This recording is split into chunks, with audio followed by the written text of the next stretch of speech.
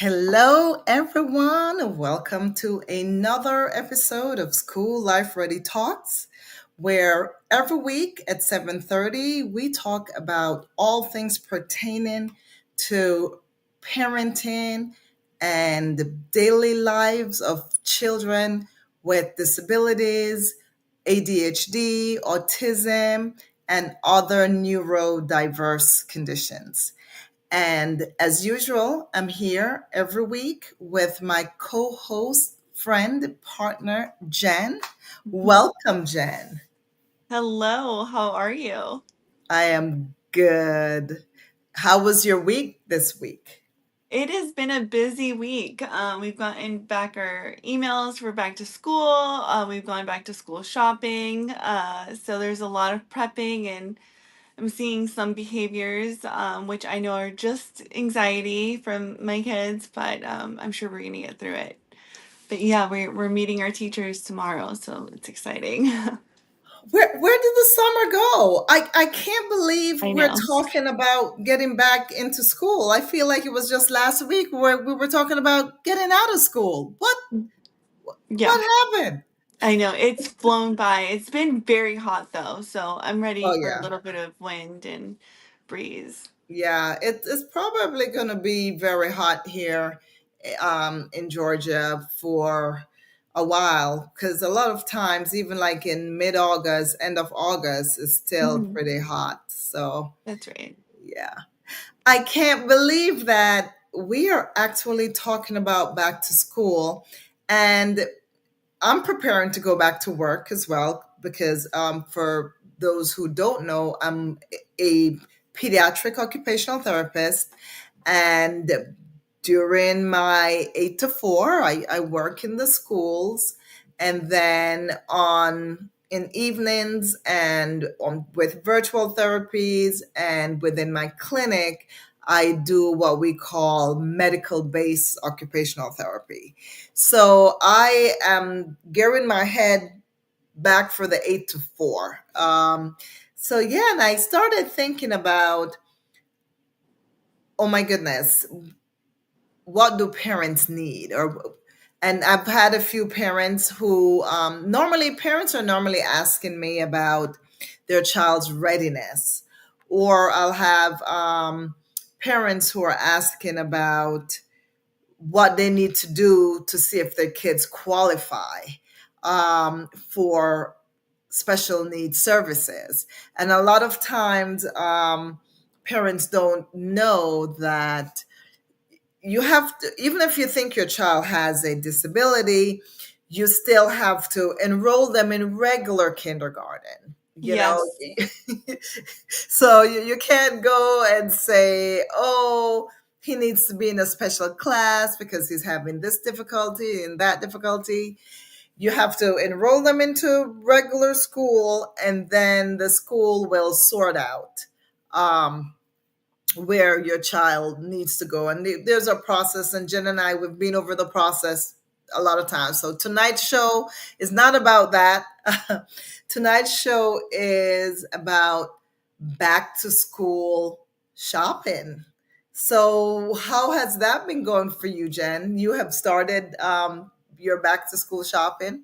Yes, we got it all over with. You're all It's done already? yeah, I need to turn everything in tomorrow. Oh my goodness. I Yeah, remember when I used to do back to school shopping, it was like the night before school opened. So if school was open in the Monday, it would be the at Sunday. most the Saturday night. At most. No, they don't let us do that here. We have to turn everything in ahead of time. Oh, for So, your school district, you have to yes. bring the stuff in. So Yes. what are some of the stuff that you bought so far for your back to school? Well, special things would be pencil wise. This year I did splurge a little bit. I did buy the regular size pencils, but I know that my oldest son thrives better with the thicker ones. Mhm. So I did also splurge on the thicker super glues. Sorry, not super Ooh. glues. Glue sticks. Because Oh, I know okay. that my child thrives the most with those items. But yeah, nothing really too special. I kind of like for him to go and see how he's feeling and what the teacher has, and then I do the best that I can to provide. I did buy some stickers as something that they can earn. I bought them punch cards from Hobby Lobby. And so I plan on getting her like different candy treats so that she can, use it for the classroom. Okay, so you're one of those parents who buy stuff and give it to the classroom. Not they're not Yes. individually for do does your school district do that where parents buy when they buy and just give to the classroom, or that's something that you do where you feel like you want to help to provide for the classroom? Well, we do have a suggestions list, just items that the teachers would love. Uh, and I do the best that I can to help provide because I know that if it's a smooth day for, for her, it'll be a smooth day for Williams, or sorry, for my son as well. So that's just kind of like my motto is I want to make it easy for everyone. Okay, so your with your focus, did you with your school back to school shopping? It sounds like you were more focused on your older child's needs, um, or am I like misinterpreted it? Did you? What was most of the stuff you bought was for your older child who is diagnosed with autism, and not for your younger child who's diagnosed with ADHD and dyslexia? Did you shop with both in mind and bought things that they both need and things that they need separately? Yeah, it's pretty much the same. I mean, our district provides our school supply list when we get our meet the teacher emails and when we can go in for open house and just various things like that. So it's pretty much the same copy and paste. And the other items I do provide for both teachers. So I try to keep it very equal. So if I, bring in some flowers for one, I'll take one to the other flowers, vice versa. Oh, okay, okay. So for the most part, you said pencils, stickers, glue sticks, um, just everyday things that they use. Did you Yeah. buy any writing paper? So this year he is going to use typical college rule notebook paper. So And we are that's your transitioning. older child is using that? Yeah, and then my youngest one, they're not using anything special. I know that last year we still had ones that had a room for pictures, but this year he's going to second grade, so I guess they're not drawing pictures in their journals. No, they're not drawing pictures. They're not drawing pictures. I'm surprised they even had it in first grade because typically it's like kindergartners, they have that square box at the top and then you have lines on the bottom. And then the kids would draw pictures and then write about their pictures. So now he's probably just going to be just doing just writing, no drawing pictures per se. So the school didn't recommend any notebook for second grade. No special anything No, for second grade. no, everything is pretty typical. We do go to a pretty well-funded school district, so they provide a lot of the materials. Oh, okay, okay. Yeah, a lot of times the schools have writing paper for the kids, and I've seen all kinds of writing papers. And we, as OTs, we use different writing paper depending on the child's writing skill level. We have paper with visual cues that help them with the sizing of the letters. So you might have Oh, those yeah. tri-ruled paper for the early years. And then for the later years, if the kid is having difficulty with, say, spacing between the words, we have, or within the words as well, we have space paper, or they look like little graph, and Right. and the kid would write each letter in each small graph square space. So we have a lot of different writing paper for different levels. And unfortunately, I'm not able to say what paper would benefit your any particular child.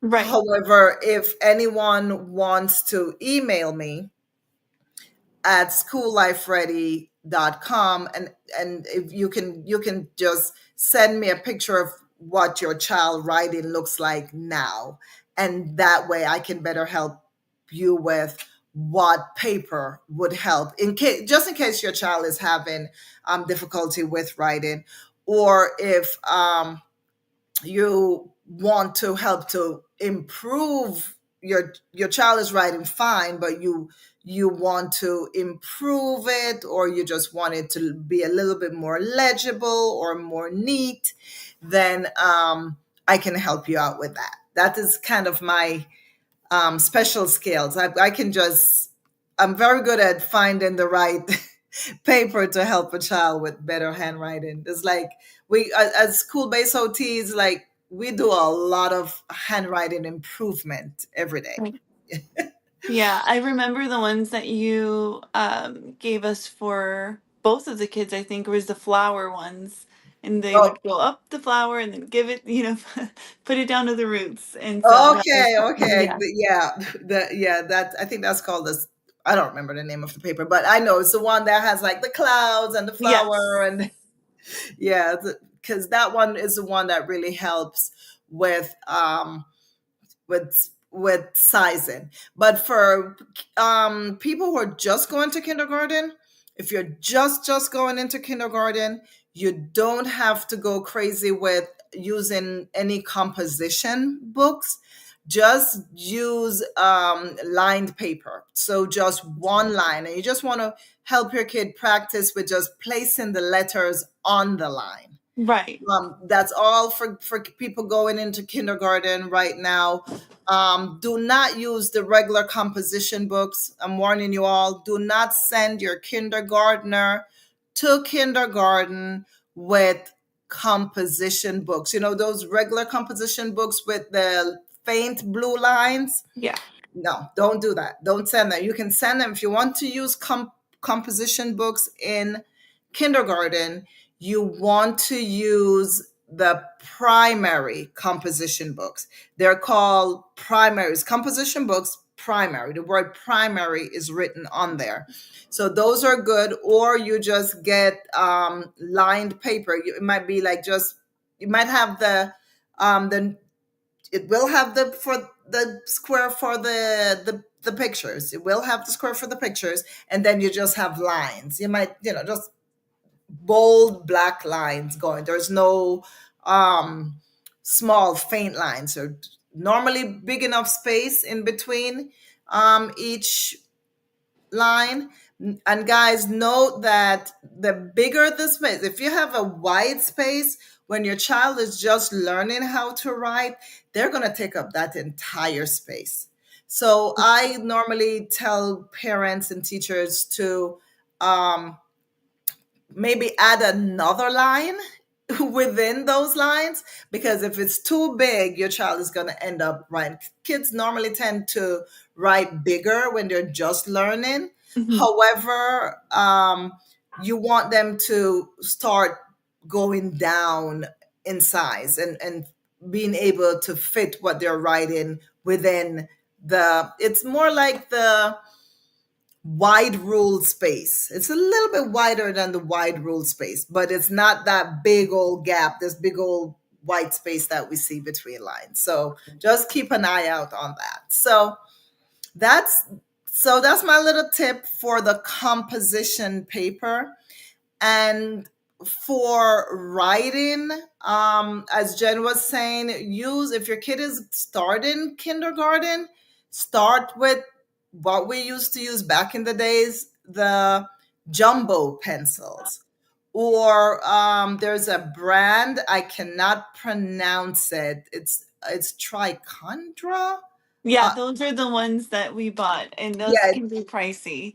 yeah, Um, Ticonderoga. ooh, But you yeah. want to get, they have those are good because they're not.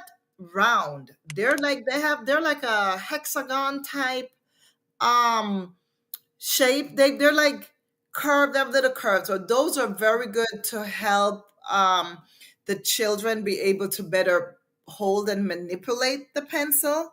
So and it doesn't matter your grade level, because you bought those Ticonderoga pencils for your older child as well. Yes. Yeah, Yes. everybody can use them. Any age level can use them.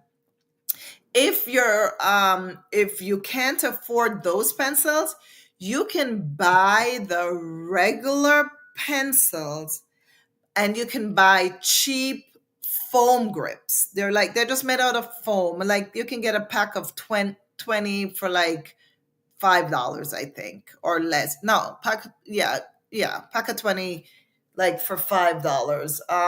So what you would do, those foam grips, you slide it onto the regular pencil, and those are the cheaper ones. So don't go crazy and get, because pencil grips can be expensive.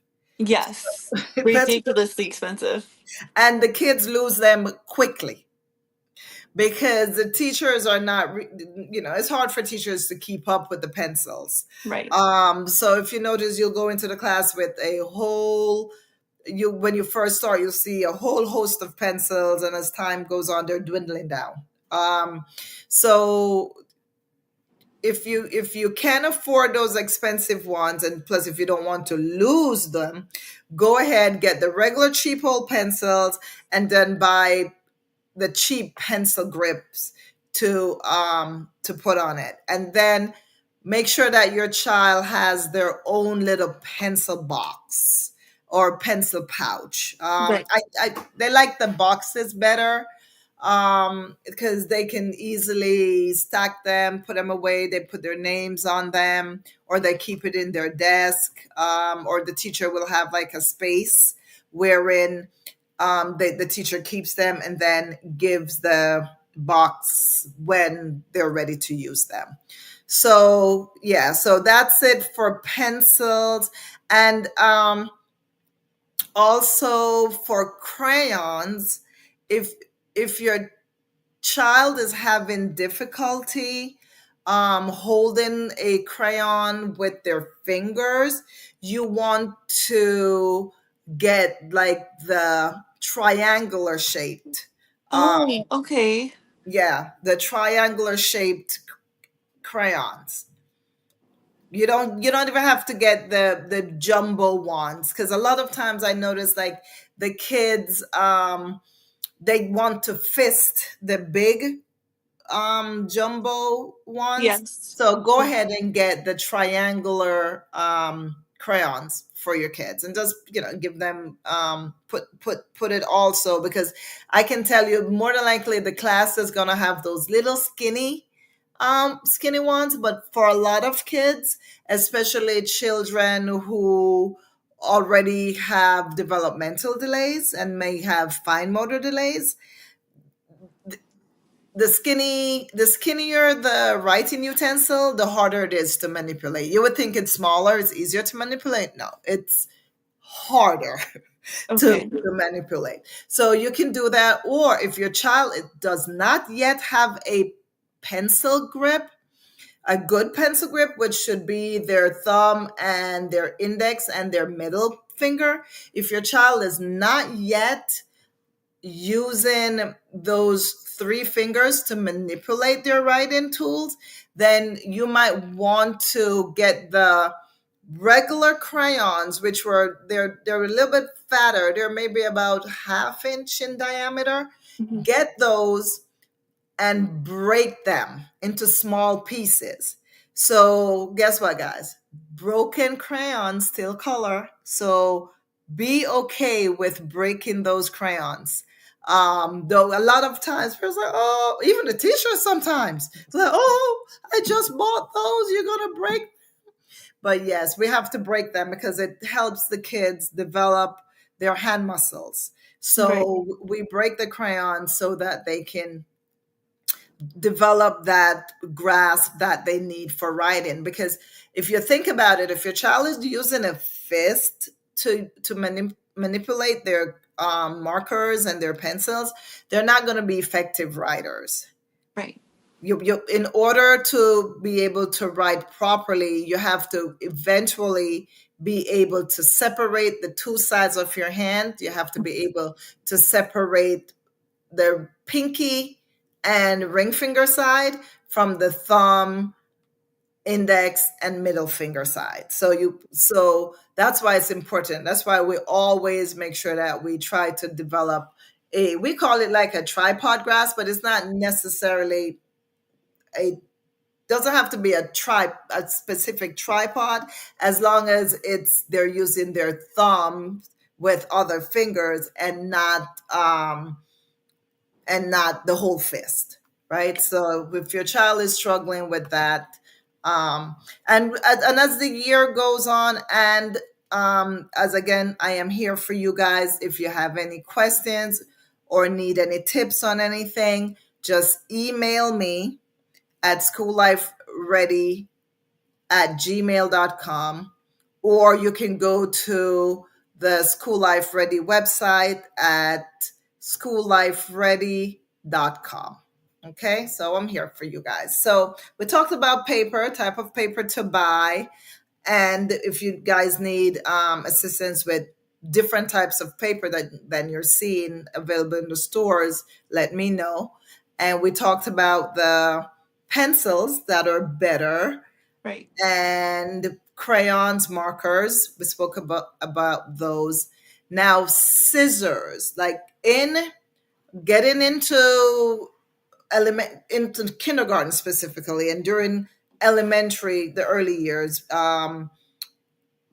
kindergarten and first grade, there's a lot of cutting, pasting, gluing, coloring. That's a lot of the fine motor that we have in the early years. So you want to use this is a brand name, and it's one of these things wherein I don't know how to describe them, so I end up using the brand name. I am not necessarily saying this is the brand you must buy, but they're called Fiskar scissors, Fiskar, wherein it has one small loop for your thumb, and then a bigger loop that you would put your index and your middle in. Or some kids put their middle and then they leave the rest the index on top.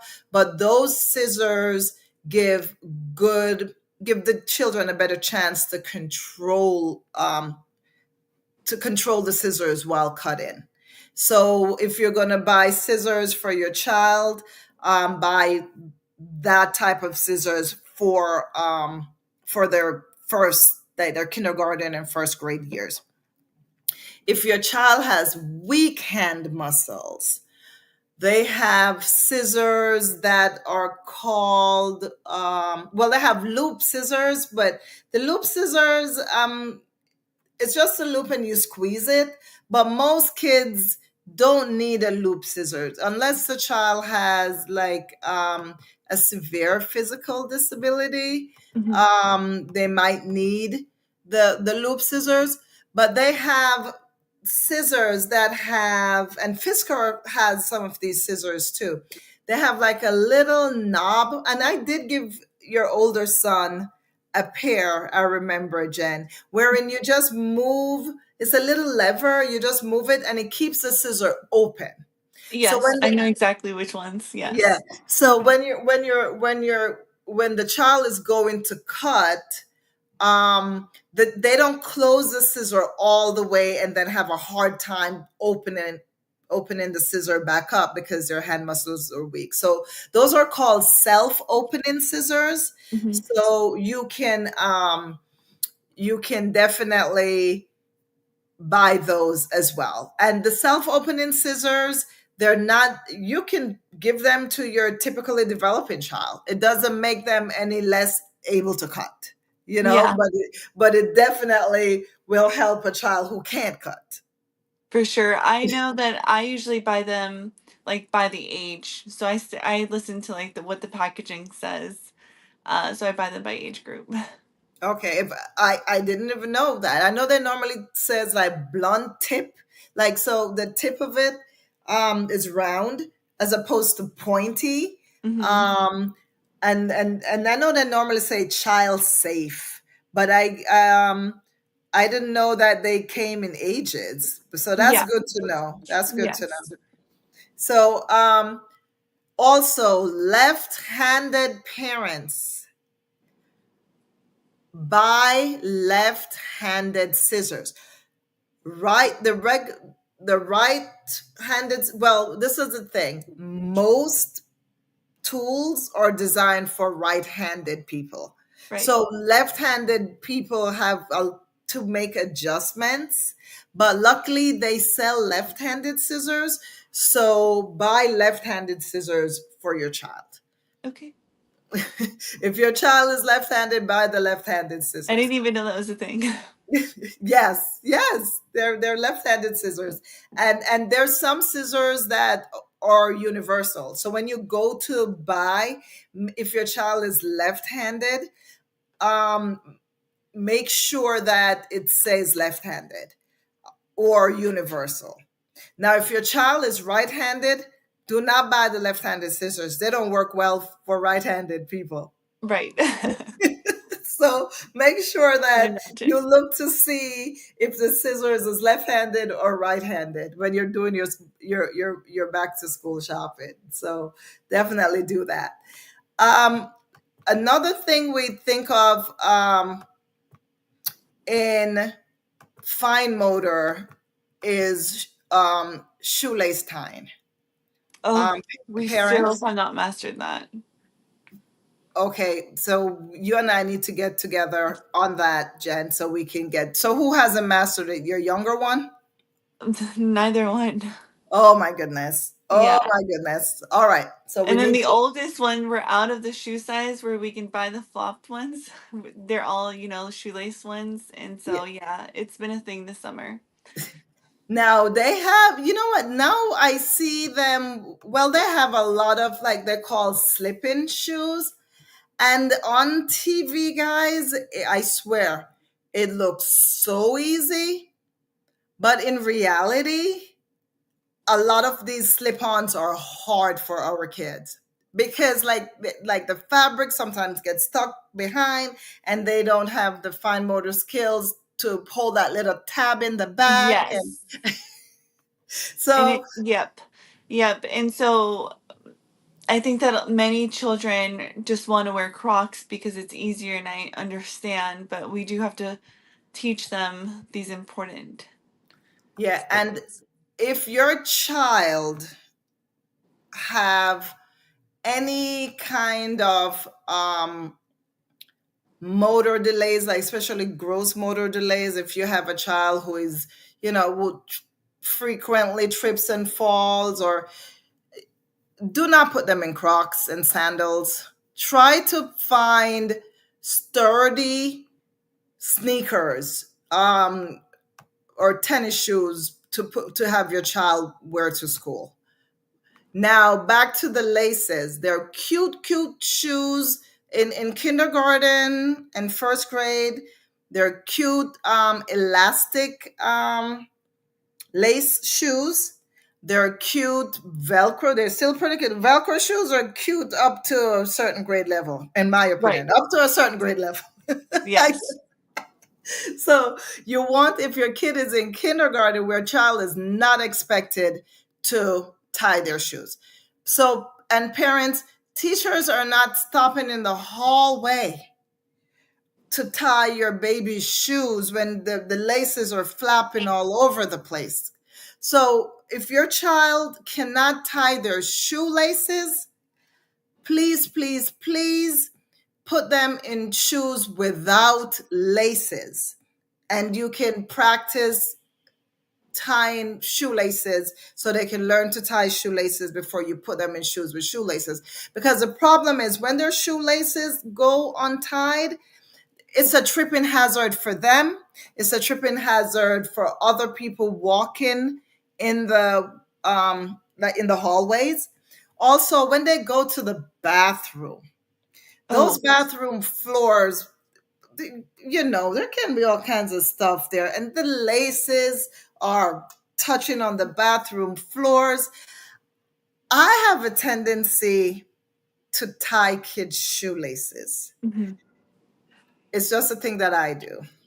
But I guarantee you, teachers are not going to be doing that. They just can't. There's too much going on. They can't stop and tie every kid's shoelace. So, to help the teachers out and for the safety of your children, if your child cannot tie their shoelaces, try to find shoes that don't require them to do so.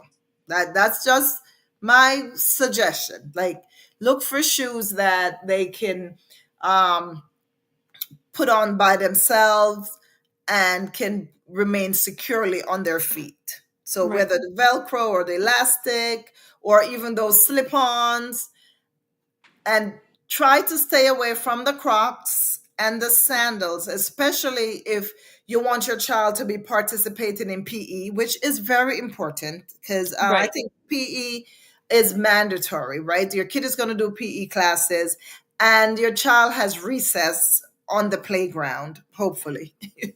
Hopefully. So yeah, no sandals, no Crocs. I know they're easier, but no sandals, no Crocs. um, and for their clothing, for their shirts, we have a lot of kids who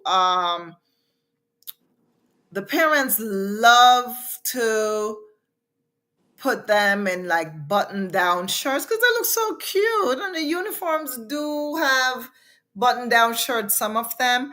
But if your child is wearing a uniform, hopefully they'll make you wear those golf shirts. What are those shirts called with the The collar? dry fit, Well, the dry fit, but if it's a uniform, it's normally what's the it's collared ones. the collared shirts. There's a name for them. It's slipping me right now. So maybe the collared shirts. The oh my goodness, what are those shirts called?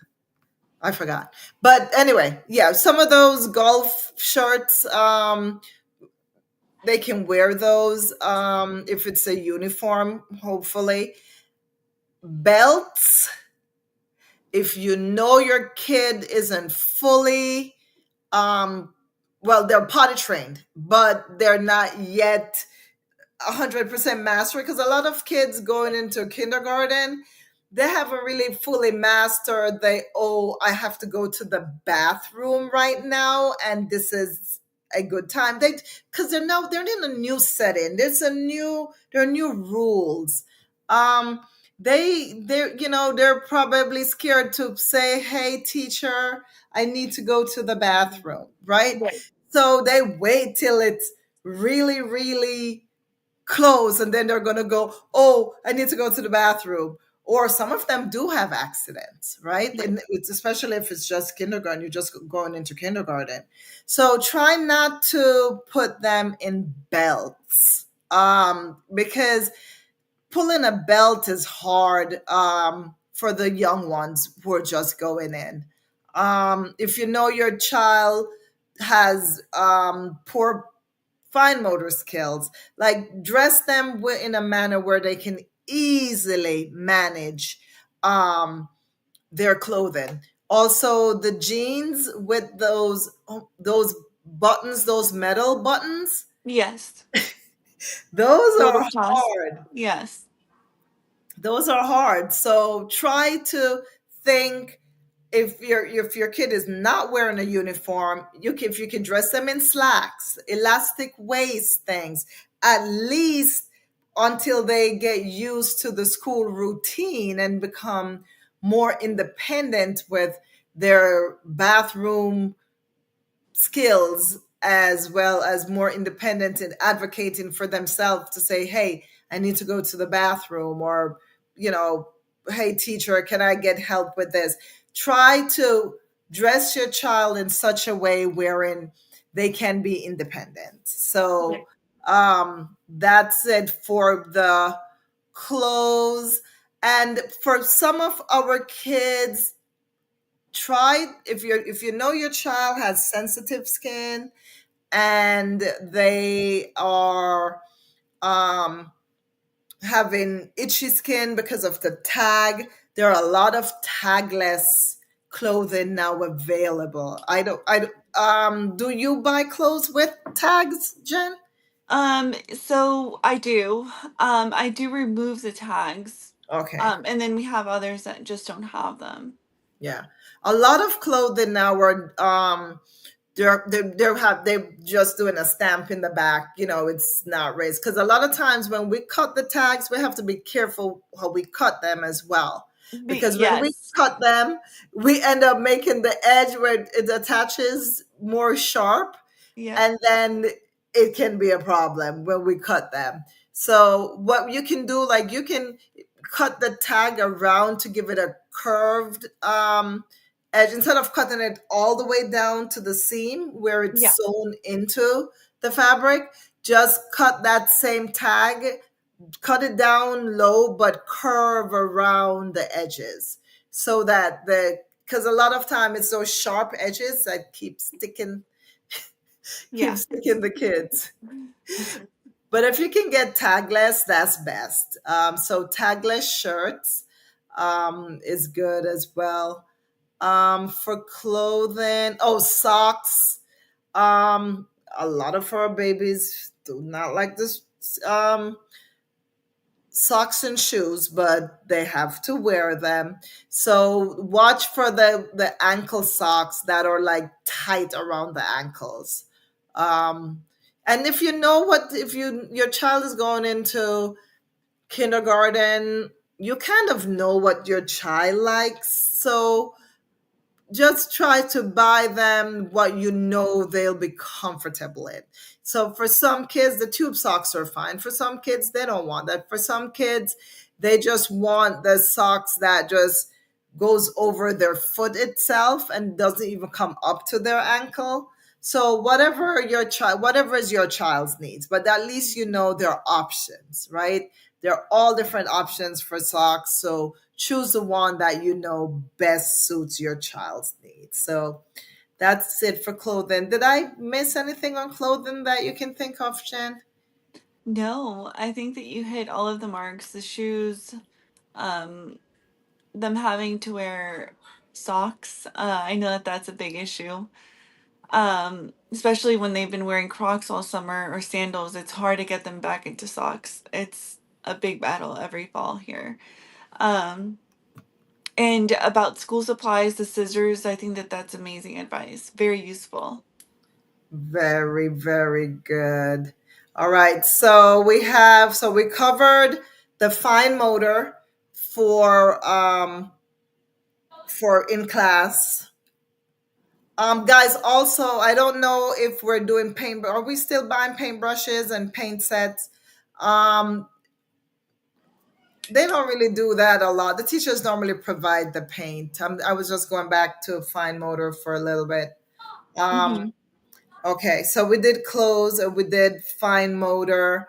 I'm trying to let me cheat and look on my list of um, things to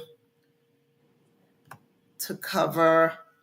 Okay, we didn't talk about the backpack. Um, Guys, please, please, if your babies are in kindergarten through second, we don't need no big old. As a matter of fact, I don't believe in backpacks anyway. Yeah. Anymore. Oh, back on clothing a little bit, guys. Guys, when your babies are just starting out kindergarten, send a change of clothing. Always Send, do, please. You uh, never uh, know. Send a change of clothing. Make sure there's change of clothing always, because things happen. Things happen in those first few weeks of school. So make sure you pack. Okay, so backpacks, you want to watch the size, right? If your kids are in, what are they putting in the backpacks anyway? They might have their little lunch box in there for those who are not doing the school lunch, or snacks. A lot of class still do snacks. So snacks, you're gonna pack snacks. You might put it in the lunch box. Um, the lunch box will be in the bag. There should just that, and maybe their one little composition book might be in the bag. What else is really in a kindergartner bag? As far as I'm concerned, they could leave big book bags home. But if Yeah, your kid is bringing a book bag, just make sure that it's the right size. You want wide straps over their shoulders, right. regardless of the age. You want some nice wide straps, and you don't want to put a lot of load in it. I've seen petite kids who are in higher grades hunched over like this, walking on this big old backpack on the. Find a way to either have your child keep the textbooks at school, or I don't know if you could do books online and then work with the teacher, but there's no need for kids to be carrying heavy backpacks. And a lot of the schools do not um, allow children to bring roller bags. They can't do the roller bags. They ban the roller bags. I guess it messes up the floor or something. I don't know. Or it makes too much noise. I don't know. But a lot of schools don't allow roller bags. But your school might have a different policy.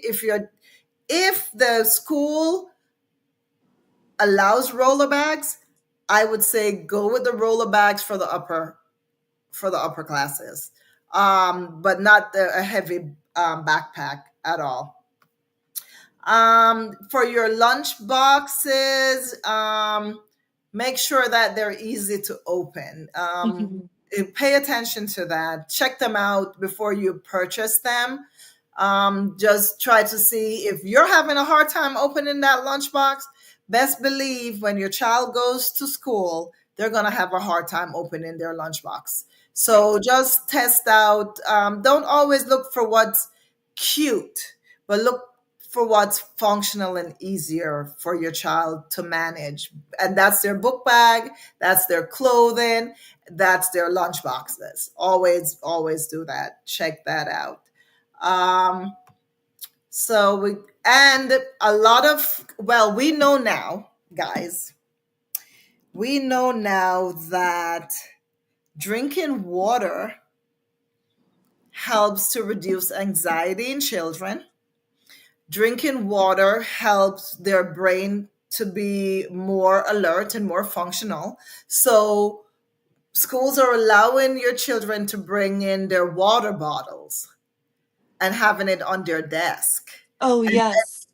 and remember too, since COVID, like nobody really uses the water fountains anyway.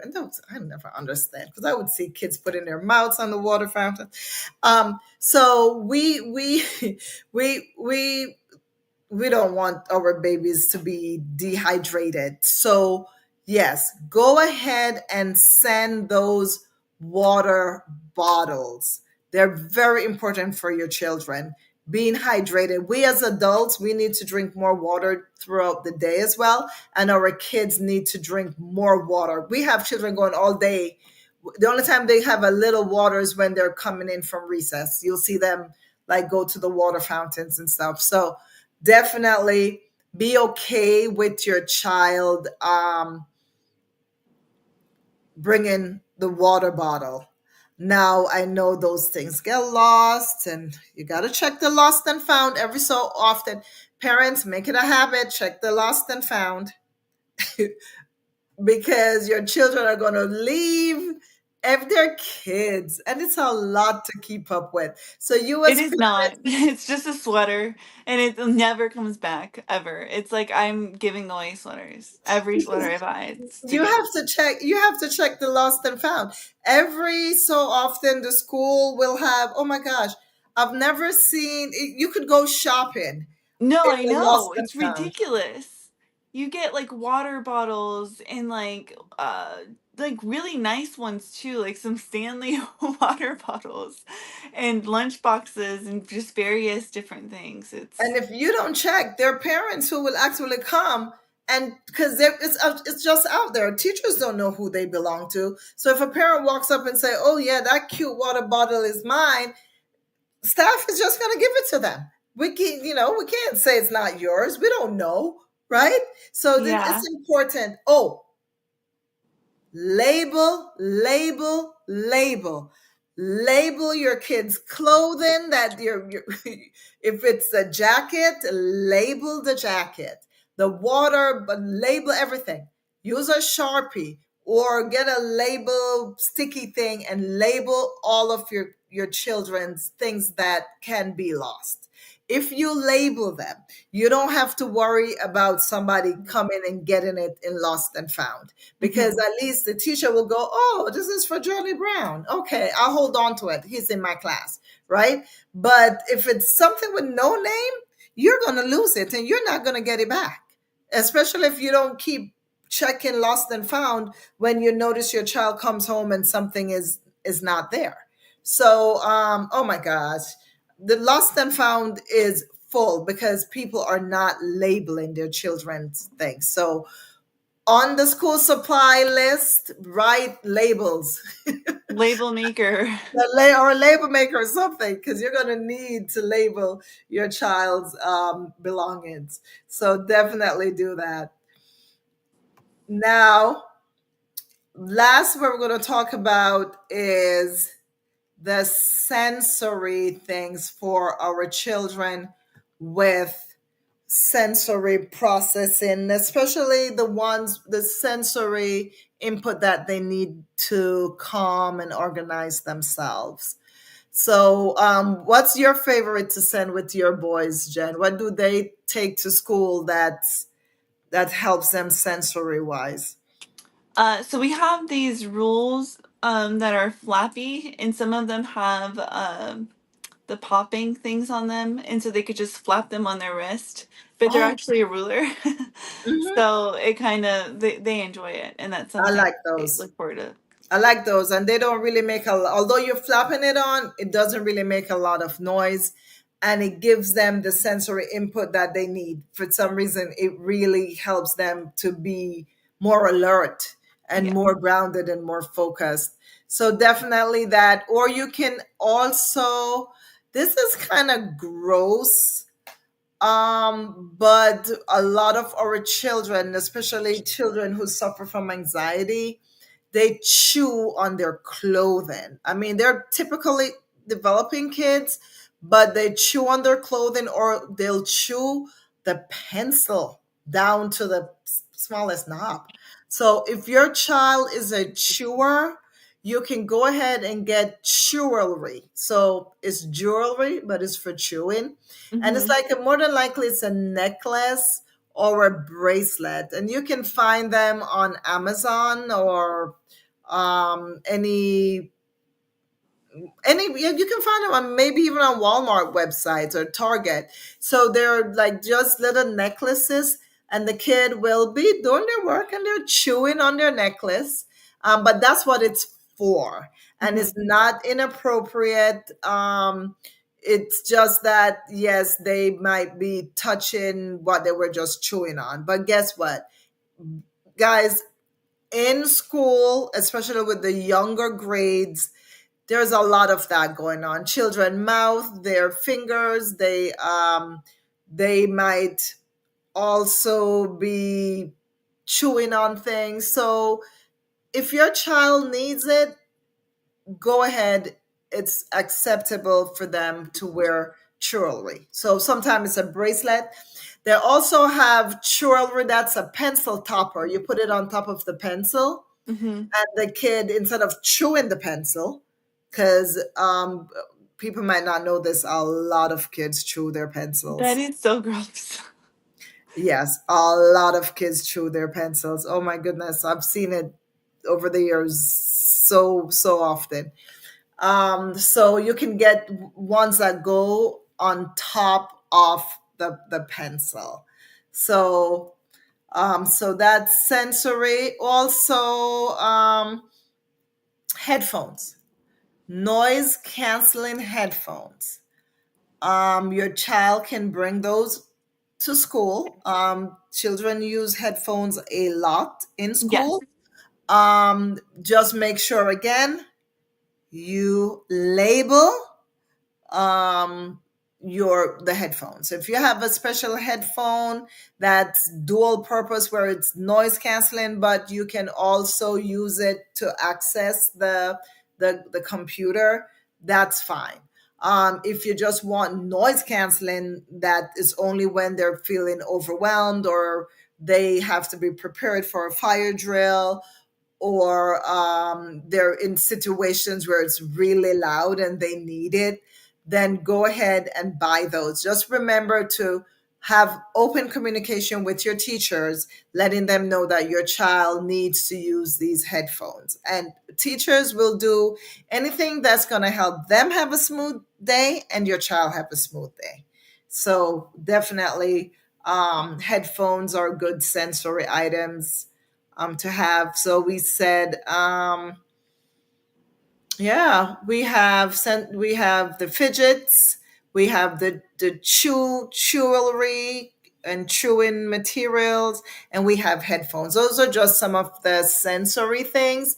Again, if you have any questions about sensory things that your child might need, then again, email me at schoollifeready@gmail.com, or visit our website and you can contact me through that. The website is schoollifeready.com. So that's it. So we covered a lot of things. I'm just going to tell you the list.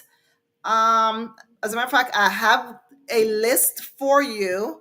If you want me to email you that list, you send me the email, I'll send it to you. But before we sign off, I'm just gonna go down the list of everything that we spoke about. So if you have pen and paper, you can just jot down the things that I recommended for you to buy for your back to school.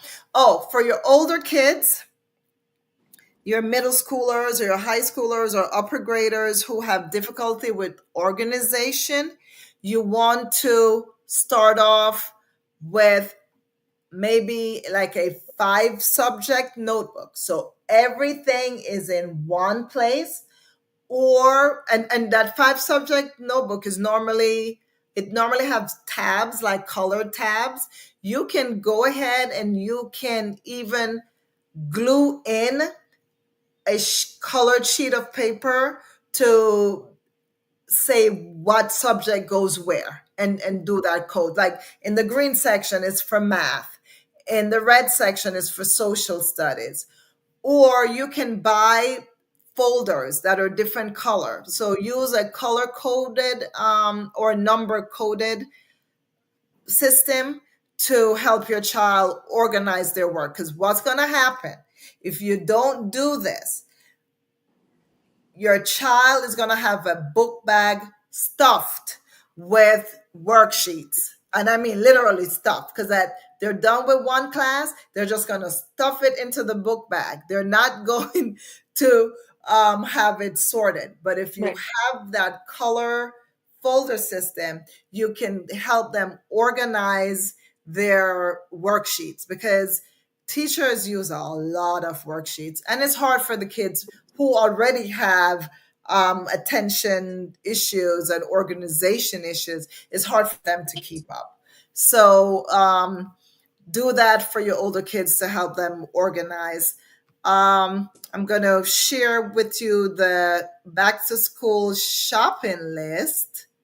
So for the shopping list tonight, for clothing and uniforms, we say tagless, seamless, or soft fabric shirts, elastic waisted pants or shorts, none of those stiff buttons, and no belts. The list has a few more on there. I will be more than happy to send it to you. We also talked about lunch and snack time, to have easy open lunch containers, and your squeeze bottles or flip top water bottles. You can have that in the bag, and that's going to go depending on what the teacher wants. Now, if the teacher allows your child to keep the bottle on the desk, I would say get a little piece of Velcro. You put one side of the Velcro on the desk and the other side at the bottom of the water bottle. And that way it will stick and we won't have to worry about water bottles falling off desks. So that's just a little tip. If you're going to send your, and please go ahead, send a water bottle. The kids need to be drinking way more water and they're not getting the opportunity to do that. Drinking the water is very helpful. Then for fine motor tools, we talked about the thick pencils or the Ticonderoga My First pencils, or using pencil grips on regular pencil. We talked about the writing paper. And again, if you need more specifics on the writing paper, email me, please. And we talked about the scissors, left-handed, right-handed, self-opening scissors, and sensory chew toys. And we talked about chew toys, not toys. Oh my God, sorry, jewelry. Chew toys is what we, well, they're kind of chew toys, but I don't really call them chew toys. So we have the jewelry for them to chew on. And what else did we say for the headphones? Um, and the headphones. And some people, I didn't put it on the list because it's a little bit more invasive, but we have lap weights, like little lap weights that you could put. I think they sell, they're like weighted blanket, but they're not a full on blanket. They're just like a square, like maybe like a 3 pound to 5 pound square that the kids keep in their laps to help them. You can buy that for your child if you know your child already needed it.